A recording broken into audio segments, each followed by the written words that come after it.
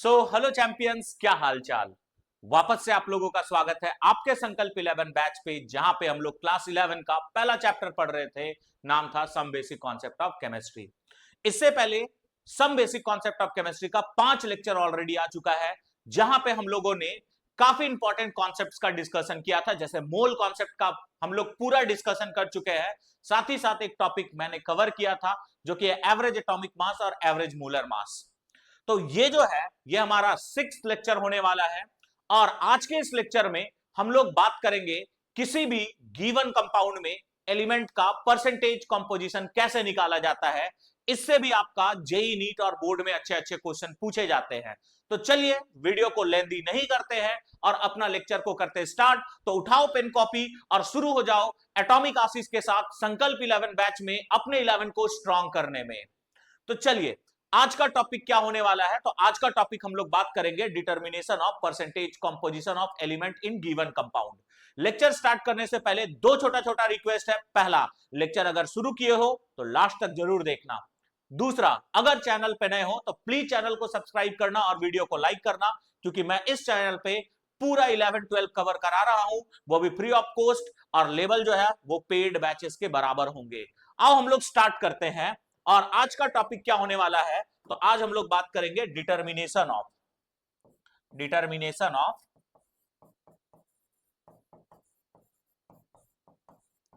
Percentage composition. Determination of percentage composition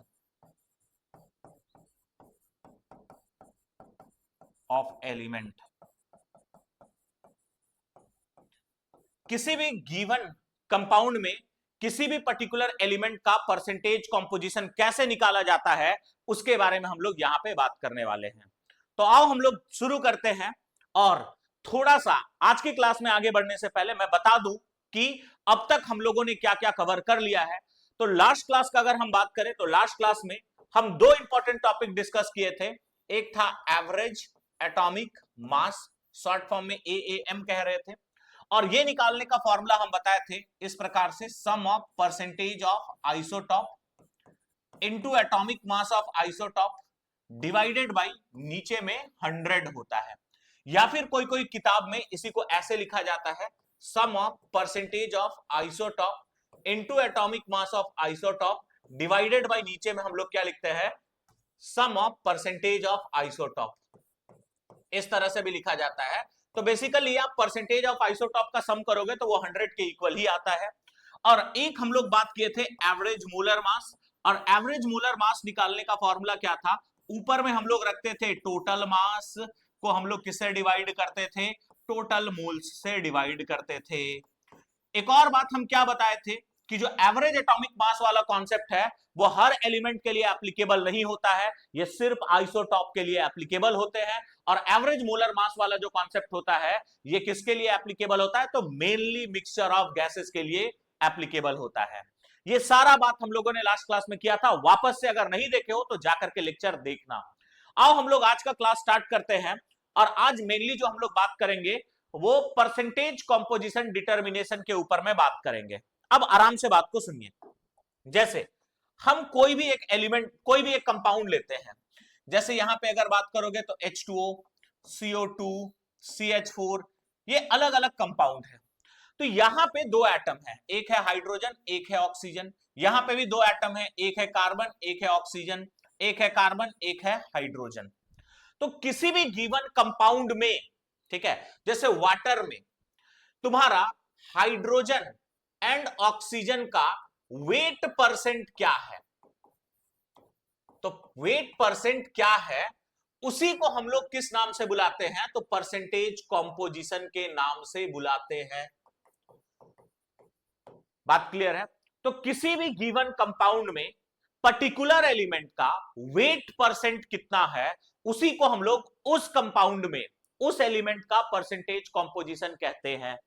पहला बात आपको यह दिमाग में घुस जाना चाहिए कि सर इसका मतलब जब भी हम हम परसेंटेज कंपोजिशन निकालेंगे उसका मतलब हम एलिमेंट का वेट परसेंट निकाल रहे होंगे। तो बिल्कुल सही सोच रहे हो आप लोग। हम लोग कभी भी किसी एलिमेंट का अगर परसेंटेज कंपोजिशन निकाल रहे हैं, दैट मींस उस एलिमेंट का वेट परसेंटेज कैलकुलेट कर रहे हैं। बात नंबर एक। उसी प्रकार से यहां पे कार्बन और ऑक्सीजन का वेट परसेंट क्या है, ठीक है, उसी को हम लोग उस एलिमेंट का परसेंटेज कंपोजिशन कहेंगे। सेम CH4 में भी होगा। अब जो बात हम आपको एक्सप्लेन किए हैं वही बात इधर डेफिनेशन में लिखा हुआ है, इसको देखो। पहला लाइन क्या लिखा है जी? Compound is formed by the element and weight percent of the element present in the given compound is known as percentage composition. तो कंपाउंड जो है वो अलग अलग एलिमेंट के कॉम्बिनेशन से बनता है, पहला बात। और किसी भी गिवन कंपाउंड में पर्टिकुलर एलिमेंट का वेट परसेंट क्या है, वही उस एलिमेंट का क्या कहलाता है? परसेंटेज कंपोजिशन कहलाता है। देखो, जब भी तुम परसेंटेज कंपोजिशन निकालोगे ना, उसके लिए आपको कंपाउंड का मोलर मास का जरूरत पड़ता है। तो यही लास्ट लाइन में लिखा हुआ है, फॉर दैट परसेंटेज कंपोजिशन निकालने के लिए आपको कंपाउंड का क्या चाहिए? मोलर मास चाहिए। अब सवाल यह है परसेंटेज कंपोजिशन हम निकालेंगे कैसे? तो बेसिकली हमें क्या करना पड़ता है? तो एलिमेंट का वेट परसेंटेज निकालना होता है। अब थोड़ा देर के लिए वेट परसेंट वाला कहानी भूल जाओ और तुम क्लास 10th का बात करो। अभी अभी आप लोग का क्लास 10 का रिजल्ट आया होगा, और रिजल्ट में अमूमन क्या देखा जाता है कि आपको मार्क्स दिया हुआ रहता है, परसेंटेज आप खुद से निकालते हो। जैसे 500 मार्क्स का अगर एग्जाम हुआ था और उसमें अगर आपका 450 मार्क्स आया था, तो आप क्या किए थे? Obviously 450 divided by 500 into 100।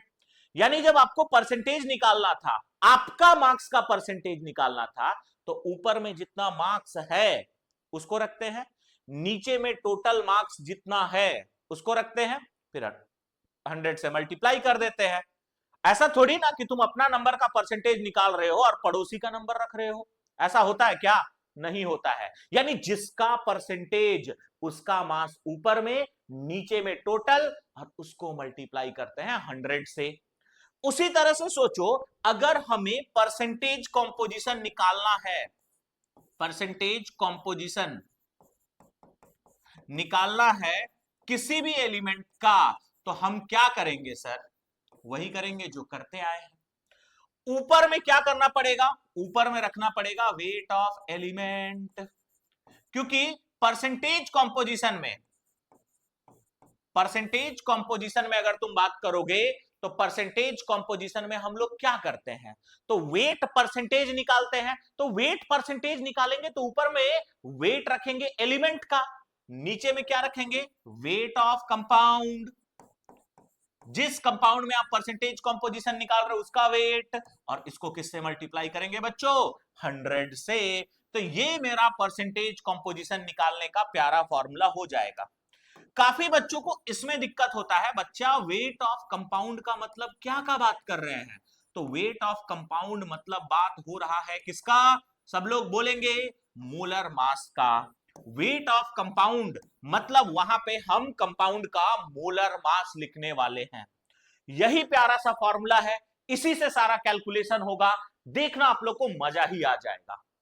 ठीक है, तो अब हम लोग इस टॉपिक से रिलेटेड जितना भी टाइप का क्वेश्चन पूछा जा सकता है उसके बारे में बात करने वाले हैं। तो शुरू हो जाओ क्वेश्चन करने के लिए।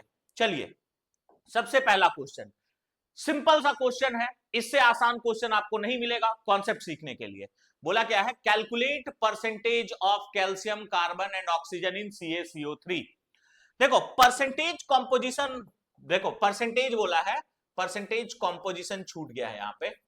ठीक है, तो हमें परसेंटेज कंपोजिशन निकालना है। किसका निकालना है? बोलो सब लोग। कैल्शियम का, कार्बन का और ऑक्सीजन का। कहां निकालना है? CaCO3 में निकालना है। तो चलो अब हम लोग करते हैं इसको। अरे बच्चा, अगर हम CaCO3 का बात करें तो कैल्शियम का होगा 40, कार्बन का होगा 12, ठीक है, और ऑक्सीजन का होता है 16। तो 3 ऑक्सीजन है, यानी 16 इंटू 3। तो 40 प्लस 12 प्लस 48 बराबर जोड़ोगे तो कितना आ जाएगा? 100। 100 तुम्हारा मोलर मास है। अब हमको पहले से पता था कि इसका मोलर मास 100 है, पर भी हम निकाल करके इसलिए लिखे हैं ना क्योंकि देखना अभी काम आएगा। तो सबसे पहले हम परसेंटेज ऑफ एलिमेंट निकालेंगे, यानी परसेंटेज कॉम्पोजिशन ऑफ कैल्शियम निकालेंगे। अब बताओ क्या बताए हैं, जिस एलिमेंट का परसेंटेज कॉम्पोजिशन उसका मास। तो बताओ CaCO3 में कैल्शियम का मास कितना है, 40। टोटल मास यानी मोलर मास कितना है, 100। इसको 100 से मल्टीप्लाई करेंगे बच्चा लोग, कितना आ जाएगा, 40% आ जाएगा। तो सर इसका मतलब अगर हम परसेंटेज ऑफ कार्बन निकालना चाहे तो हम क्या करेंगे, ऊपर में उस कंपाउंड में कार्बन का वेट को रखेंगे, बिल्कुल सही सोच रहे हो। नीचे में सर मोलर मास को रखेंगे, बिल्कुल सही सोच रहे हो। और इसको 100 से मल्टीप्लाई करेंगे तो सर आ जाएगा 12%। अब मान लेते हैं कि हमें निकालना है परसेंटेज ऑफ ऑक्सीजन। तो सर ऊपर में ऑक्सीजन का वेट, नीचे में मोलर मास इंटू 100, तो ये कट जाएगा और कितना आएगा, 48%। अब बहुत सारा रट्टाफिकेशन वाला बच्चा क्या करेगा कि परसेंटेज कॉम्पोजिशन निकाले। देखो 40, इसका मास 40 था तो परसेंटेज आया 40, मास 12 था तो परसेंटेज आया 12, मास इसका 48 था तो परसेंटेज आया 48। ये मत रट लेना कि किसी भी कंपाउंड में जितना उस एलिमेंट का वेट था उतना ही परसेंटेज कंपोजिशन आएगा। बाबू यहां पे ऐसा इसलिए हुआ है क्योंकि इस कंपाउंड का मोलर मास 100 है। ठीक है, तो ये मत रटना जैसे CH4 में निकाले तो कार्बन का 12 होता है और हाइड्रोजन का 4, तो कार्बन का 12% बोलेंगे और हाइड्रोजन का 4%, गलत हो जाएगा भाई। अगर आपको परसेंटेज कंपोजिशन निकालना है तो फॉर्मूला पुट करना पड़ेगा। यहां पे सेम एटॉमिक मास के बराबर क्यों आया, सेम एटॉमिक मास के बराबर इसलिए आया क्योंकि यहां पे कंपाउंड का मोलर मास कितना था, 100 था। अब एक बच्चा कहेगा सर अगर मान लो हम दो का परसेंटेज निकाल लिए, कैल्शियम और कार्बन का निकाल लिए, तो क्या हम ऑक्सीजन के लिए ऐसे नहीं कर सकते हैं, परसेंटेज ऑफ ऑक्सीजन यानी percentage of calcium plus carbon. ठीक है, यानी हम लोग सिंपली क्या करेंगे, टोटल परसेंट 100 होगा सर, उसमें हम percentage of calcium plus carbon को ऐड कर देंगे। तो क्या इस केस में आंसर नहीं आएगा, तो बिल्कुल आएगा। अगर 3 एलिमेंट है किसी भी कंपाउंड में और 2 का परसेंटेज पता है तो 100 में उन दोनों एलिमेंट का परसेंटेज को ऐड करके माइनस कर देना, तब भी आंसर आएगा। 100 कैल्शियम का परसेंटेज कितना था, 40 था, और कार्बन का कितना था, 12। 40 प्लस 12 करोगे तो कितना आ जाएगा, 52। तो 100 माइनस 52 कर लो तो यहां पे कितना आएगा, 48% आएगा। ये तरीका भी ध्यान रखना, आगे जब हम तुम लोग को मॉलिक्यूलर फार्मूला और इंपेरिकल फार्मूला का कॉन्सेप्ट सिखाएंगे, वहां पे क्वेश्चन आता है जहां पे परसेंटेज कंपोजिशन दे करके आपको इंपेरिकल फार्मूला निकालने बोलेगा। तो कभी कभी क्या होता है ना, उस कंपाउंड में जितना एलिमेंट है सारा एलिमेंट का परसेंटेज कंपोजिशन नहीं देता है। बात क्लियर है ना, तो उस टाइम पे इस प्रकार से आप निकाल सकते हो। यानी 4 एलिमेंट है और 3 का दिया है तो 100 माइनस 3 एलिमेंट का परसेंटेज कंपोजिशन का सम। ये सिंपल सा तरीका था परसेंटेज कंपोजिशन निकालने का। अब देखो एक और क्वेश्चन तुमको दिख रहा होगा, यहां पे calculate percentage of carbon and hydrogen in C2H6।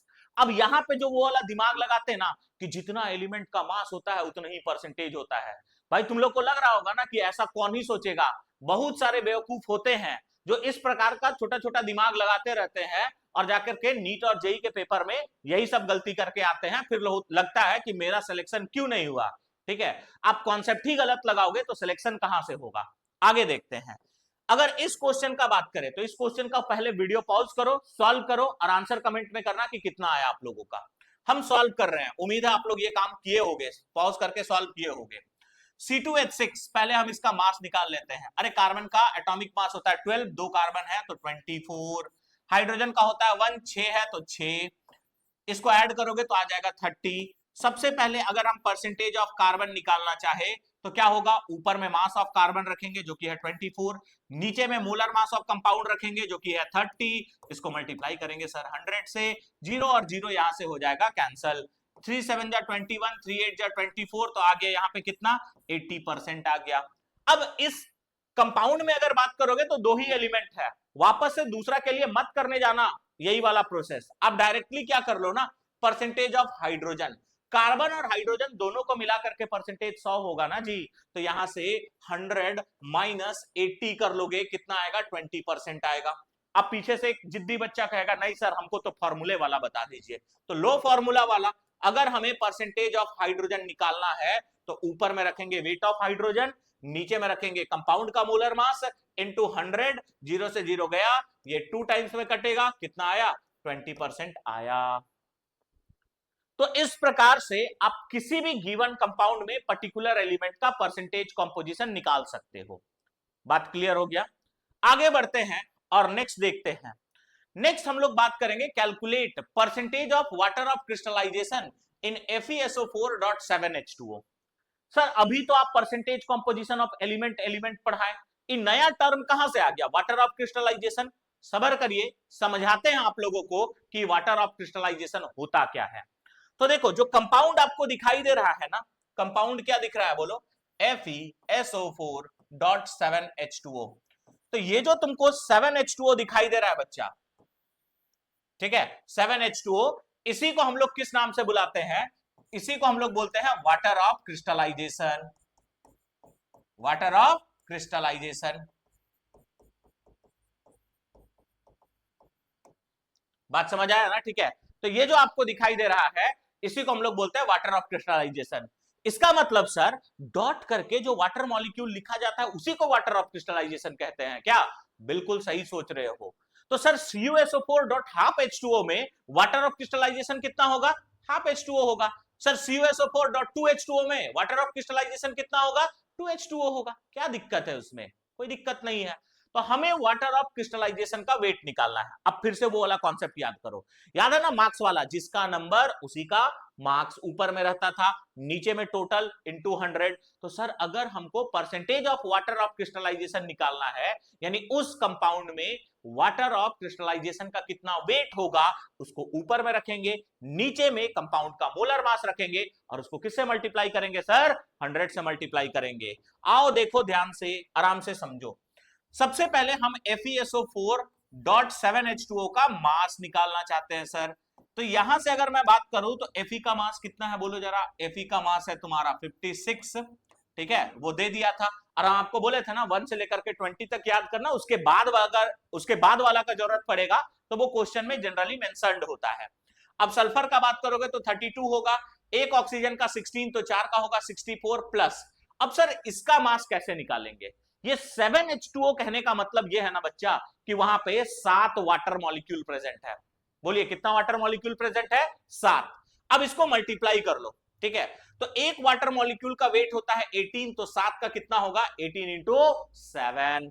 अब सबको यहां पे ऐड कर लो, तो 56 प्लस 32 प्लस 64, और इसको ऐड करो, 8 7 जा 56, 6 हो जाएगा, कैरी कितना जाएगा? 5, 7 1 7, 8 9 10 11 12, तो 126 आ जाएगा। अब सबको पकड़ करके जोड़ो, तो 126, 64, 32 और 56।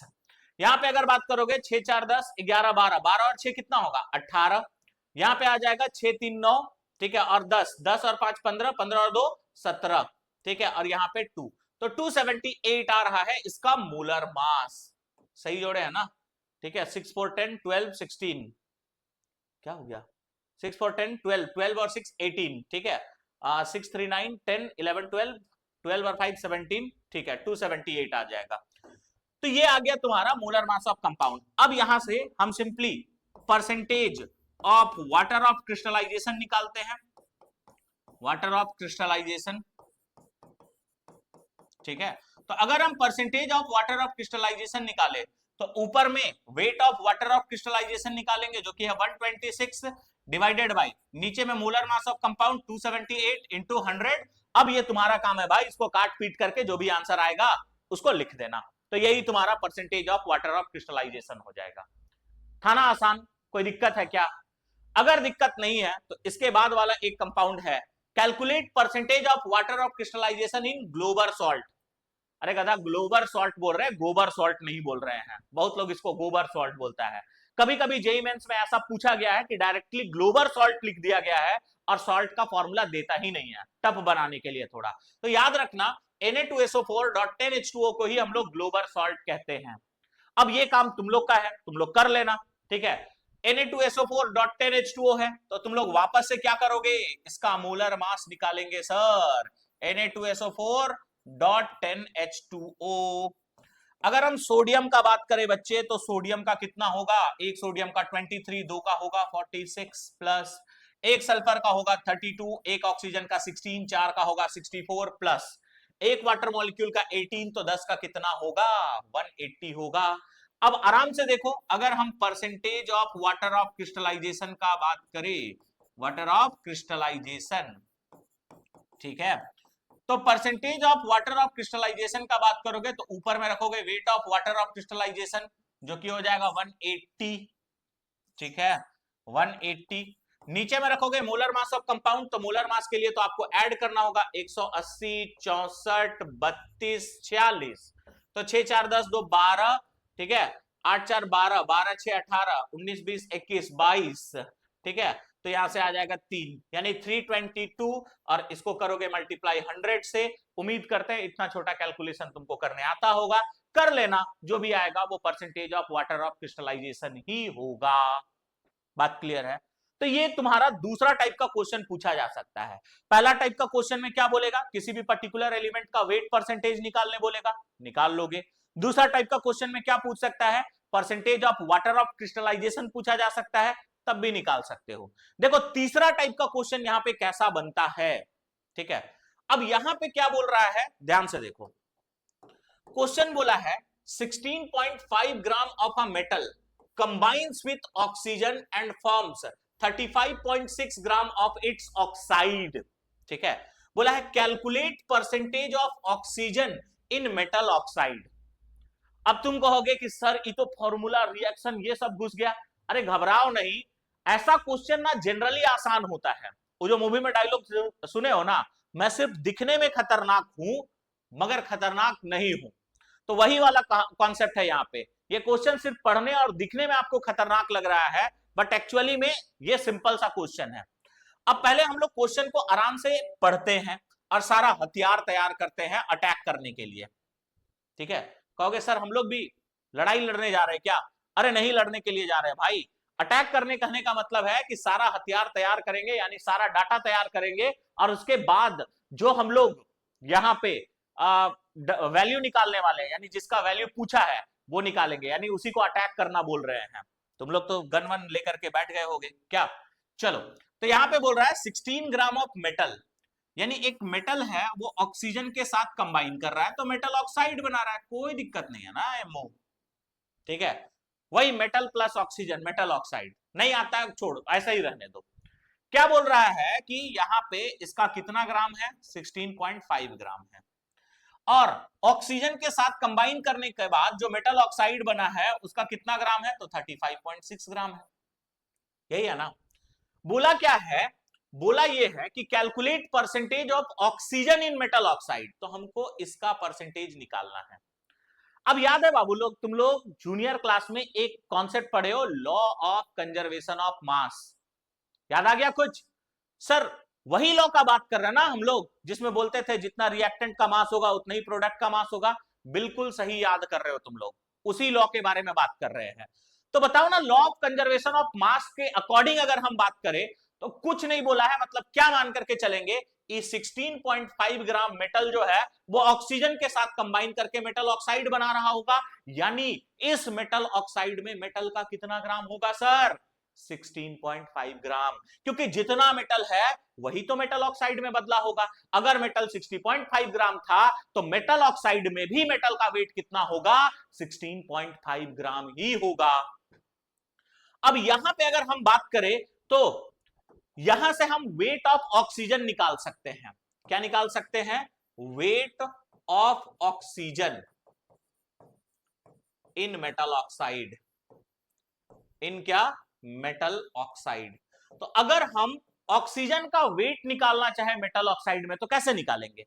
अब सोचो ना, मेटल ऑक्साइड का वेट है 35.6 ग्राम, इसमें मेटल का वेट हमको पता है 16.5 ग्राम, सर इसका मतलब मेटल ऑक्साइड का वेट क्या होगा, तो 35.5, यानी पूरा मेटल ऑक्साइड का वेट में अगर हम ऑक्सीजन का वेट को माइनस कर दे सर, तो मिलेगा क्या, बिल्कुल सही सोचे हो।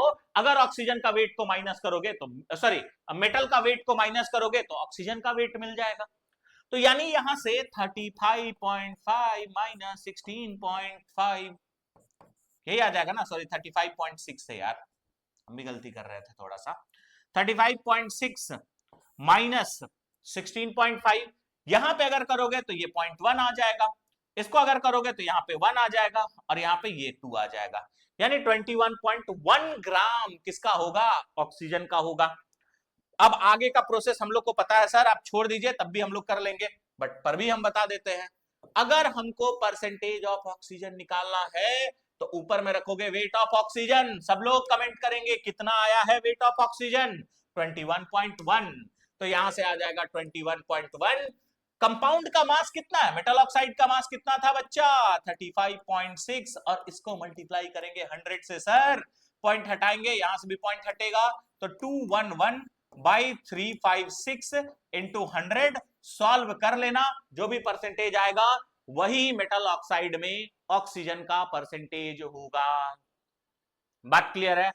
कितना आसान था, देखो क्या था, कोई डिफिकल्ट था क्वेश्चन क्या? सिंपली हमें क्या बोला था कि एक मेटल ऑक्साइड है जिसमें 16.5 ग्राम मेटल का कंबाइन कर रहा है ऑक्सीजन के साथ में, और 35.6 ग्राम ऑक्साइड का बना रहा है। हमको मेटल ऑक्साइड का वेट निकाल, सॉरी, मेटल ऑक्साइड में परसेंटेज ऑफ ऑक्सीजन निकालना था। तो हम लोग क्या किए, मेटल ऑक्साइड में जो मेटल का वेट था उसको माइनस कर दिए, तो ऑक्सीजन का वेट निकल गया। ऑक्सीजन का वेट नीचे में उस मेटल ऑक्साइड का मास को रखे, बस 100 से मल्टीप्लाई किए, परसेंटेज आ गया। क्या कोई रॉकेट साइंस है? नहीं है। तो ये तुम्हारा तीसरा टाइप का क्वेश्चन आपसे पूछा जा सकता है, ये ध्यान रखिएगा। अब हम लोग आगे बढ़ते हैं और नेक्स्ट क्वेश्चन करते हैं मिनिमम मोलर मास वाला। ये भी काफी पुराना टाइप का क्वेश्चन है, जनरली आप पीवाईक्यू जब सॉल्व करोगे ना, और पुराना पीवाईक्यू सॉल्व करोगे तो ऐसा क्वेश्चन आपको देखने के लिए मिलता है। क्वेश्चन क्या बोल रहा है, a compound of nitrogen contains 0.07% of nitrogen, calculate minimum molar mass of the compound. तो यहां पे सिंपल सा बात हमें क्वेश्चन में क्या बोला है कि एक कंपाउंड है जिसमें 0.07% ऑफ नाइट्रोजन है, और आपको क्या करना है, मिनिमम मोलर मास निकालना है। अब देखो, मिनिमम मोलर मास का क्वेश्चन करने से पहले ना, आप पहले ये समझ लो मिनिमम मोलर मास का कॉन्सेप्ट हम लोग लगाते कहां पे है और कैसे लगाते हैं। तो हम यहां पे बात करने वाले हैं किसका, मिनिमम मोलर मास का। सब लोग ध्यान से सुनेंगे, मिनिमम मोलर मास। बच्चे अगर हम मिनिमम मोलर मास का बात करें ना, तो मिनिमम मोलर मास के लिए एक बात ध्यान रखिएगा, और क्या बात ध्यान रखिएगा, तो मिनिमम मोलर मास में आप हमेशा ये बात ध्यान रखना कि जिस कंपाउंड का आप मिनिमम मोलर मास निकाल रहे हो ना, ठीक है, और जिसमें एलिमेंट का आपको परसेंटेज कंपोजिशन दिया हुआ है, तो उस केस में उस एलिमेंट का एक ही एटम का वेट रखना है। क्या बोले, हम वापस से रिपीट करते हैं, ध्यान से सुनिए। जिस भी कंपाउंड का आप मिनिमम मोलर मास निकाल रहे हो, तो मिनिमम मोलर मास निकालने के लिए आपको किसी ना किसी एलिमेंट का आपको परसेंटेज कंपोजिशन दिया हुआ रहेगा। तो वहां पे जो परसेंटेज कंपोजिशन एलिमेंट का दिया हुआ रहेगा ना, उसका सिर्फ एक ही एलिमेंट का वेट आप फॉर्मूला में पुट करोगे। यही बात हम लिख रहे हैं, फिर वो क्वेश्चन को करेंगे, देखना कितना आसानी से समझ में आ जाएगा। हम सिंपली क्या बोल रहे हैं, फॉर मिनिमम मोलर मास, ठीक है, क्या बोल रहे हैं, फॉर मिनिमम मोलर मास, ठीक है, एटलीस्ट वन एलिमेंट, ठीक है, at least weight of one element, at least weight of one element in the compound is used। देखो हम वापस से बता रहे हैं, अगर तुमको मिनिमम मोलर मास निकालने बोला है तो किसी ना किसी एलिमेंट का वो परसेंटेज कंपोजिशन दिया हुआ रहेगा। तो जिस एलिमेंट का परसेंटेज कंपोजिशन दिया हुआ है उसका आपको एक ही एलिमेंट का वेट रखना है। तो उस केस में जो कंपाउंड का मास आएगा उसी को हम लोग मिनिमम मोलर मास कहते हैं। अब जैसे इस क्वेश्चन का अगर तुम बात करोगे तो देखो क्वेश्चन क्या है, बोला क्या है कि a compound of nitrogen contains 0.07% of nitrogen.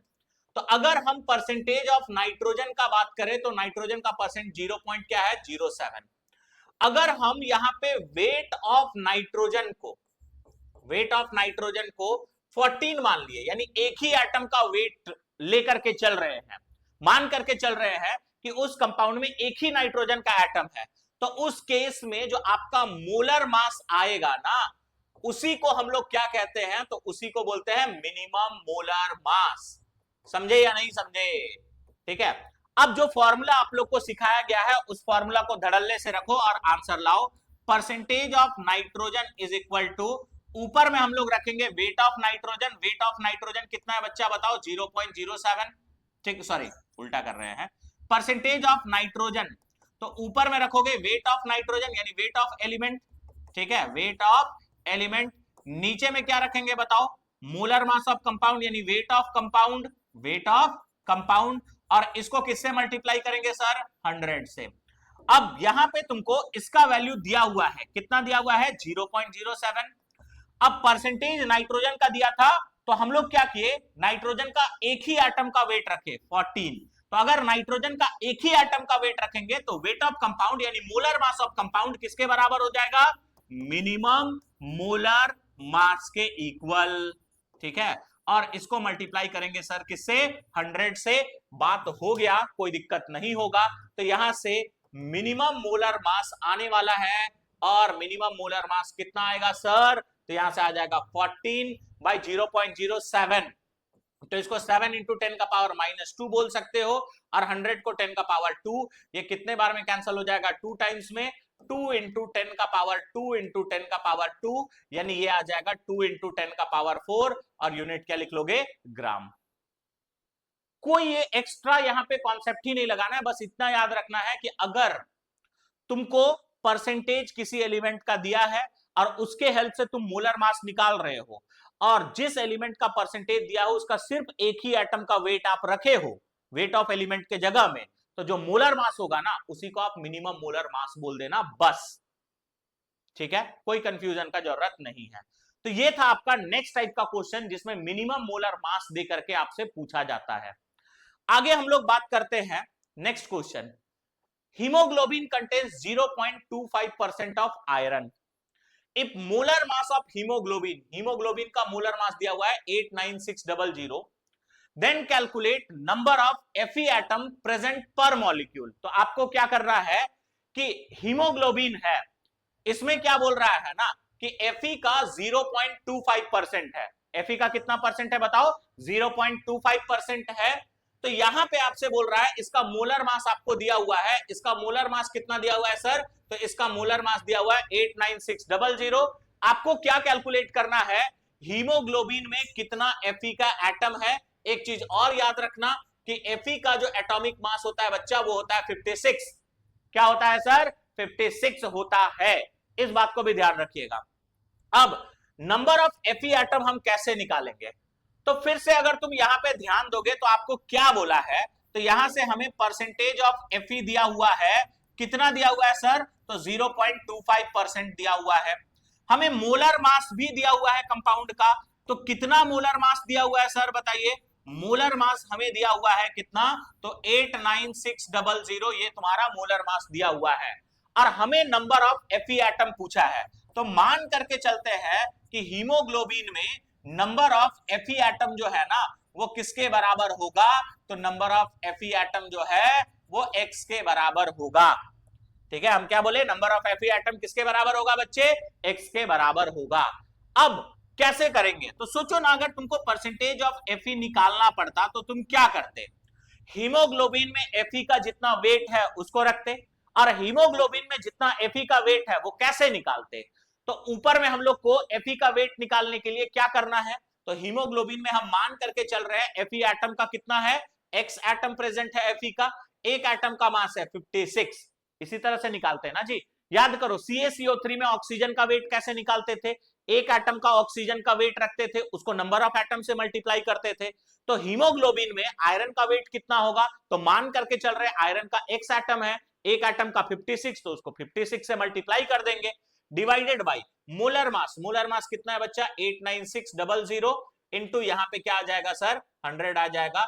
0 से 0 यहां पे हो जाएगा कैंसल। अब परसेंटेज ऑफ Fe का बात करोगे तो 0.25 है, इंटू 896 हो जाएगा, डिवाइडेड बाई नीचे में क्या करोगे 56 इज इक्वल टू क्या आएगा x आ जाएगा।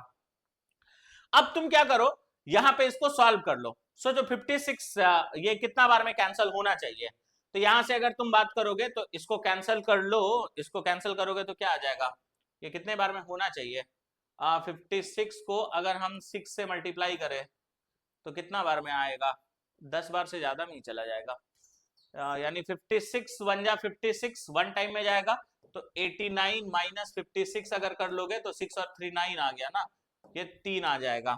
ठीक है, तो यहां से आ जाएगा 33 और यहाँ पे आ जाएगा तुम्हारा 6 आ जाएगा।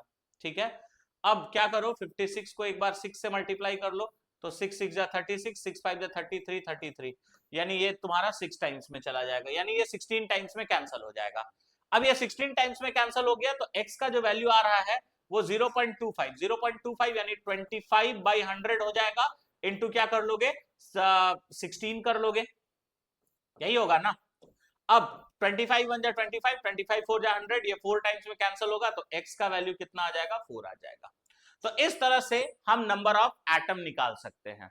सिंपली क्या किए देखो, यहाँ पे हीमोग्लोबिन में आयरन का परसेंटेज आपको दिया हुआ था, आपको बोला हीमोग्लोबिन में कितना आयरन का एटम होगा, तो हम सोचे हीमोग्लोबिन में आयरन का एटम x होगा।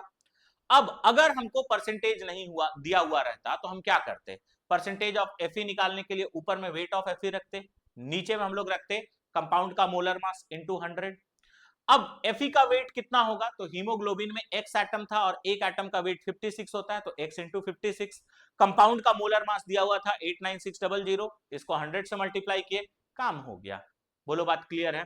तो ये सिंपल सा क्वेश्चन था, यहां पे परसेंटेज कंपोजिशन दे करके आपसे यह भी पूछा जा सकता है कि उस गिवन कंपाउंड में जिस एलिमेंट का परसेंटेज कंपोजिशन दिया हुआ है उस एलिमेंट में उस एलिमेंट का कितना एटम प्रेजेंट है, तो यह भी एक सवाल था।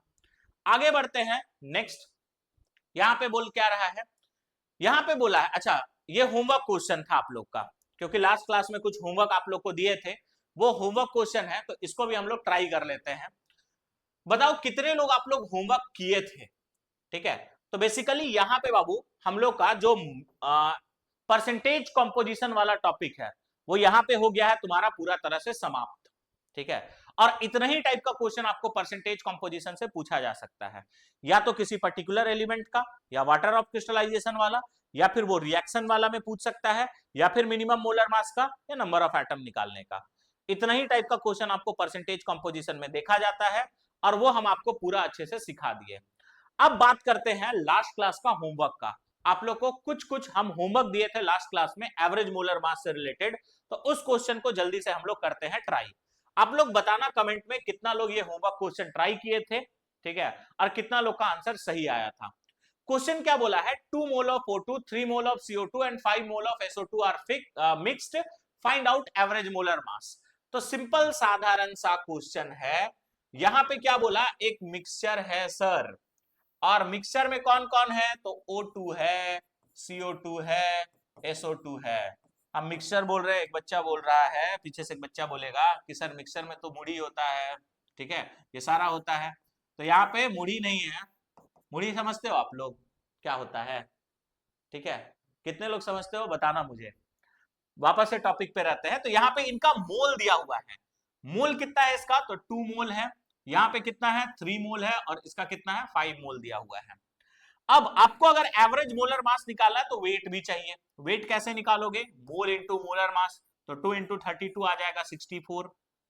ठीक है, यहां पे अगर बात करोगे इसका मोल दिया हुआ है तो इसका मास कितना होगा 3 इंटू 44, तो 4 3 जा 12, 4 3 जा 12 एंड 113, तो 132 ग्राम आ जाएगा।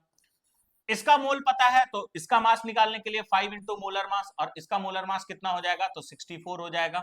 4 5 जा 20, 30 और 2 32 यानी 320 ग्राम। अब अगर हमें एवरेज मोलर मास निकालना है तो ये तो सभी को पता है, एवरेज मोलर मास निकालने का फॉर्मूला आज ही आप लोग को रिवाइज भी कराए थे। ऊपर में रखते हैं टोटल मास, टोटल मास कितना हो जाएगा, तो 320 प्लस 132 प्लस 64, और नीचे में रखेंगे टोटल मोल 5 प्लस 3 प्लस 2। ठीक है, अब इसको ऐड करो, इसको 320 को 300 100 तो 340 400 हो जाएगा।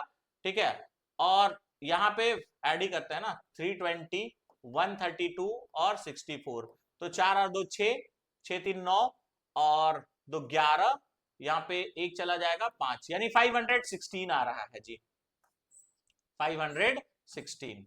और नीचे में 5 + 3 + 2, ठीक है, तो उसको ऐड करोगे तो कितना आएगा, उसको ऐड करोगे तो 10 आ जाएगा, 516/10, यानी ये आ जाएगा 51.6, और यूनिट लिख लेना ग्राम, ये एवरेज मोलर मास है। इस टाइप का क्वेश्चन हम आप लोग को ऑलरेडी करा चुके थे, होमवर्क दिए थे, उम्मीद है आप लोग से बन गया होगा। एक और क्वेश्चन आप लोग का होमवर्क था, क्वेश्चन ये था, क्वेश्चन क्या बोला है देखो, average molar mass of a substance containing CO and CO2 is 32, calculate percentage of CO in this sample. यानी हमसे अभी क्वेश्चन क्या बोला है कि एक मिक्सचर है, किसका किसका है, CO और CO2 का है, इनका हमें एवरेज मोलर मास दिया हुआ है। एवरेज मोलर मास कितना दिया हुआ है, 32 दिया हुआ है। आपसे क्या बोला है, तो परसेंटेज ऑफ CO निकालने बोला है, ये निकालने बोल रहा है। तो हम आप लोग को बताए थे कि दो तरीका होता है, कितना तरीका होता है, दो तरीका। एक तो लॉन्ग कट मेथड आप लोग को सिखाए थे कि टोटल मोल को 100 मान लेना, इसका x होगा तो इसका 100 - x होगा, फिर मोल को मोलर मास से मल्टीप्लाई कर देना, आप लास्ट वीडियो में जाकर के देख लेना।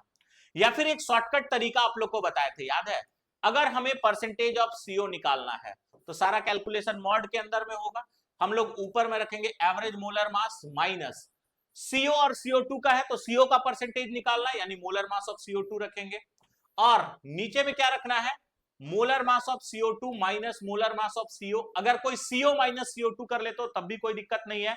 क्यों दिक्कत नहीं है, कैलकुलेशन मॉड के अंदर में आ रहा है, बाहर नेगेटिव आकर के पॉजिटिव ही हो जाएगा। इसको मल्टीप्लाई कर दोगे 100 से। अब बताओ जरा एवरेज मोलर मास कितना है, तो एवरेज मोलर मास था 32, CO2 का मोलर मास कितना है 44। फिर से यहाँ पे CO2 का मोलर मास 44, CO का कितना है 28 × 100। अब इसको अगर माइनस करोगे, 32 - 44 करोगे, कितना आ जाएगा 12 आ जाएगा, -12 आएगा, वो मॉड से बाहर आकर के +12 हो जाएगा।